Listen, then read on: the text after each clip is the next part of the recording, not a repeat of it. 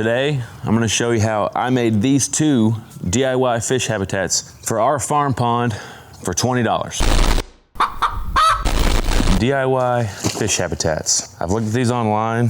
They get really expensive, really fast. And let me tell you what I've got invested into these. Now our pond isn't the biggest pond in the world. I can always add more of these in the future if I feel like they work well.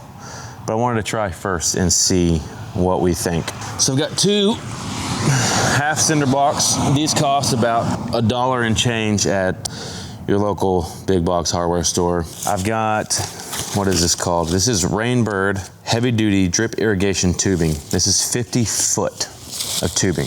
This costs $10, 10 bucks. So roughly I'm up to about $14 and a bag of Quickcrete. I got the fast setting, so that cost me like $6. So I'm at about $20 all in on these DIY fish habitats. Online, they're anywhere from $200, $300, $500, and they go up from there. I understand that some of those might look a little nicer. At the end of the day, I don't feel like they do anything that these aren't gonna do. And granted, the only thing we've gotten in the pond so far is a couple of dozen minnows to help with some of the, need to sharpen my knife. We've got a couple dozen minnows that I put in here to help with some of the mosquitoes because it's middle of October here and we're still seeing temps in the 90s. All right, and I'm gonna use my PVC cutter because I have one and I think they're wonderful. Pretty much all we're gonna do is cut pieces of this, and I've not done this before, so we're figuring that together. Okay, PVC cutter,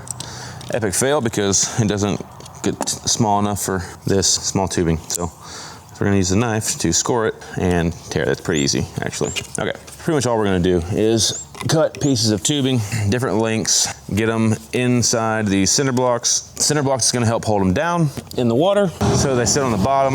The pipes should float upwards once they're submerged in water, just like this, just all different ways. There's no rhyme or reason. And we're gonna pour the Quickcrete inside the blocks to obviously hold everything together and give it some more weight so it stays nice and secure on the bottom of the pond. But I do want to give the minnows a nice place to begin to breed and reproduce before we actually stock the pond with fish. Get a nice population of those going in there. That's going to be nice. I'm pretty much just going to take this whole 50-foot roll and just cut it up into random pieces. We're just going to use all of it, and we'll disperse them however we see fit once we get them all cut. But on this channel, you're gonna find that if there's a cheaper way to do something, that's the way I'm gonna figure out how to do it. Just the way it is.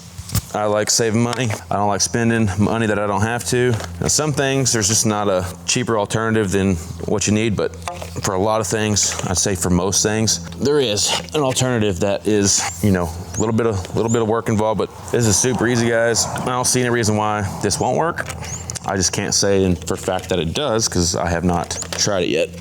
But I don't see any reason why it shouldn't work. So, but as always, we will do a follow up down the road. I'll let you know my thoughts after, you know, they've been in here for a while and we got fish in here that use them and all that kind of jazz. Cut a few short ones at the end, cut that one in half. All right, so now we've got all our pieces cut, right? It'll probably be a lot easier to do on level ground, but that's okay. We're just gonna kind of get them going every which way. Once we get Sackcrete in there, we can really prop them up however we want to. So for the time being, let's just get them wedged in there. We're gonna take our Quickcrete, got a nice little corner here where we can pour from. All right, now this isn't gonna take the whole bag, obviously. It's a small cavity that we're filling here, but we wanna get as much in there as we can, and we'll have some leftover to use for something else down the road. It's a cool thing about doing DIY projects yourself is you always have leftover materials, and one day those leftover materials will save you even more money. Let's see what we got there. After we kind of move this stuff around here, move this stuff around, let it prop up, let that stuff settle out in there. We can probably add a little bit more to it, you know? So over here, move this stuff around, let that settle all down in there. Might even work a little better if I had some zip ties and whatnot. Yeah, Just turn some of these in so they're not all going out. Kind of twist some of them. That seems to work pretty good. You kind of want them all tangled up on themselves almost, you know? Trying to simulate a natural habitat and structure that fish, you know, if you're out at the lake or what have you, that the fish would find themselves in. Try to mimic that type of environment here. Something like that, I think, is a pretty good start. Let's turn this around. Okay, let's turn this one around. Let's turn that one around.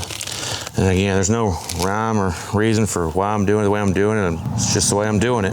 Might be wrong, might be right, who knows? We'll find out down the road. But it seems to me like it would work fine. So that's why we're doing it, just like that. Now, I can get a little more saccharine in here. I'm gonna top her off again. All right. Now, since we're right here at the pond, I'm just gonna go scoop some water out of this bucket and pour it on that Quikrete. Pour it on there, let it do its thing. All right, now what I'll do is I'll let these set up, leave them here for the day. They could go right in the pond. Obviously, more water is not gonna hurt anything on the concrete.